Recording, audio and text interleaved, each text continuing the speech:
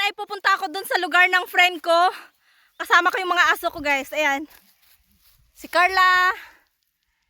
Ay, Carla. At saka si Tom. So ngayon, guys, maglalakad lang ako papunta dun sa lugar ng kaibigan ko. Ayan. Guys, nakita ko yung bike ng friend ko. Iniwan nila dyan.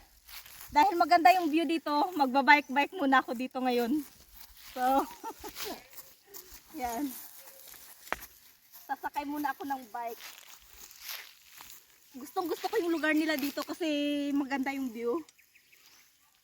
Mag-try ako mag-bike kung marunong pa ako mag-bike. Kasi matagal na ako hindi nagbabike. Ayan. Hoy! Wow!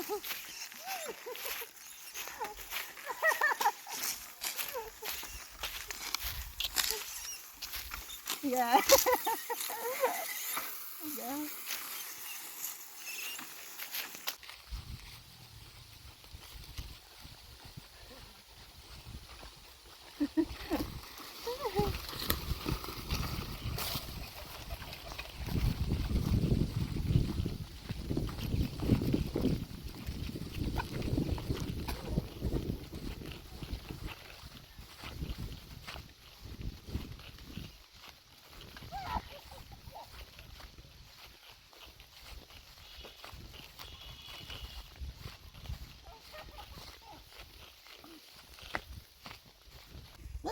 So guys, ito yung farm ng mga friend ko.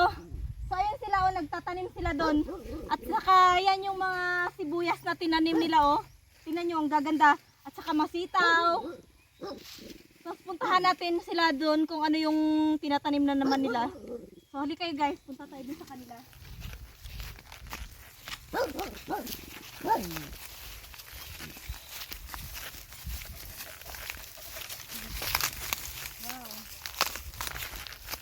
Tingnan nyo, ito ay kamatis. Kamatis yan. Sobrang lawak ng ano nila, oh. Kamatis yan. Saka nagtatanim pa sila doon. Hindi ko alam kung ano yung tinatanim nila ngayon. Puntahan natin sila para malaman natin kung ano yung tinatanim nila.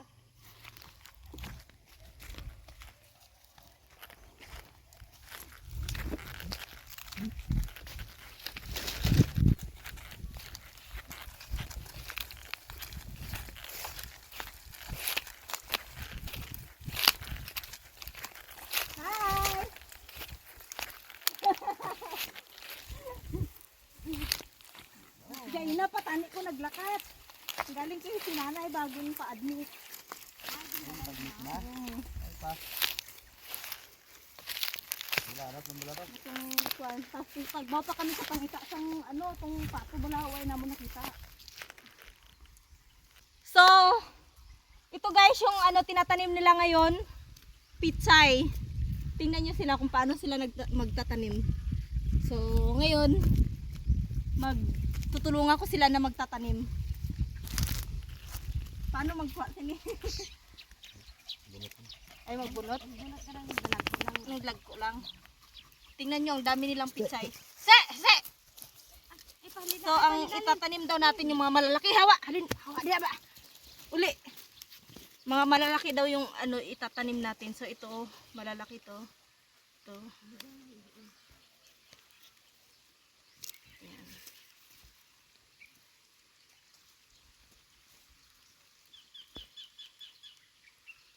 Swerte to guys kasi ako ang magtatanim ngayon. Matataba.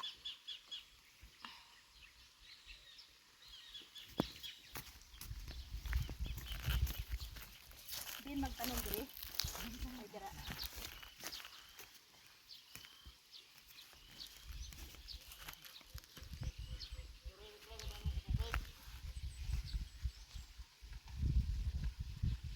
Tag-isa lang.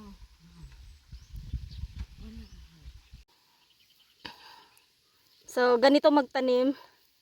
Yan. Mabilis lang ang magtanim ng ano ng pitsay. Yan.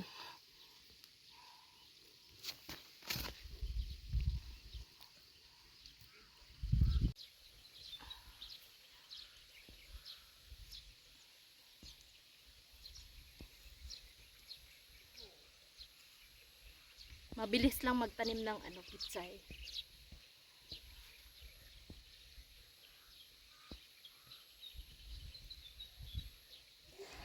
Pagkatapos ko nagtanim ng petsay ay naisipan kong umakyat ng niyog guys dahil nauuhaw ako. So ngayon, aakyat na ako sa puno ng niyog. Ay ano ba yan? Sobrang tigas tanggalin. Nako. Pinahirapan pa talaga ako.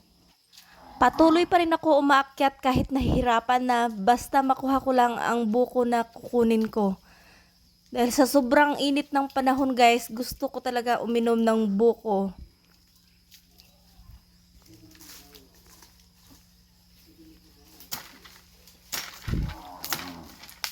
Hindi lang sa pag-akyat ako nahihirapan, kundi pati pagkuha ng buko ay nahihirapan din ako.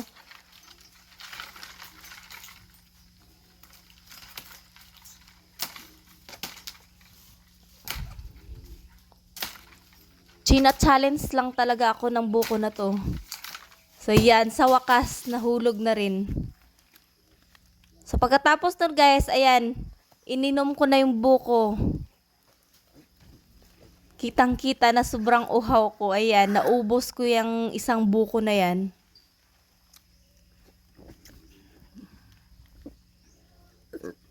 So, ngayon guys, may saging dyan. Kukunin natin kasi lulutuin natin.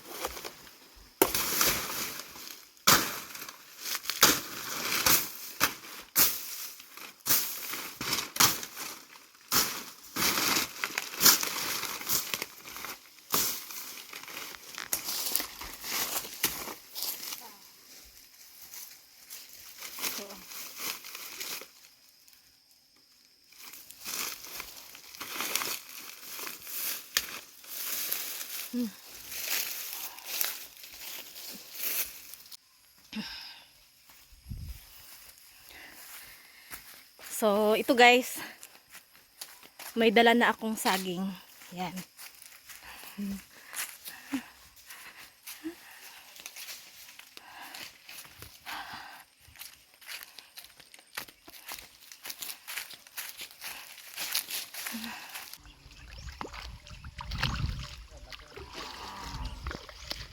So, dahil tag-init ngayon guys, lagyan natin ng tubig yung puno ng mga kamatis para hindi matuyo. Para hindi yung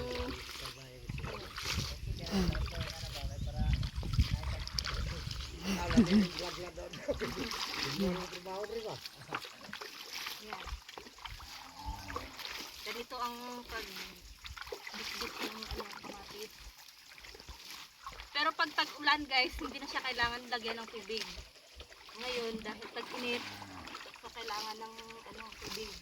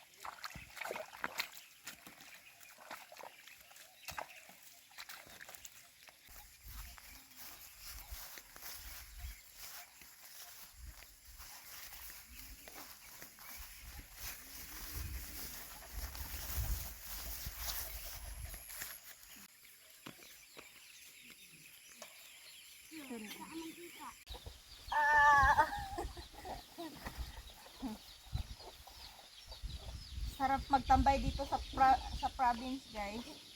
Dito sa bukid. Ay. Maganda dito pag pag yung gusto mo mag-relax, nakaupo ka sa ilalim ng puno, tapos nakatingin ka sa mga paligid, guys. Napakaganda ng ng view. Mawawala yung stress mo pag nandito ka sa bukid.